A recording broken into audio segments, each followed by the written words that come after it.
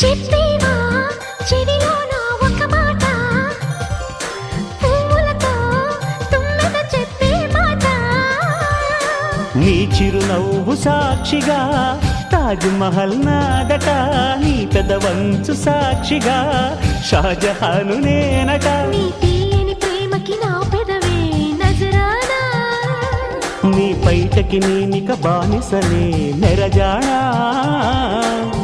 అనంతాల ఆత్మ నీవై చేరుకున్న వేళలో, కోకలు కట్టిన కోయిలా కమ్మని కౌగిలియవే.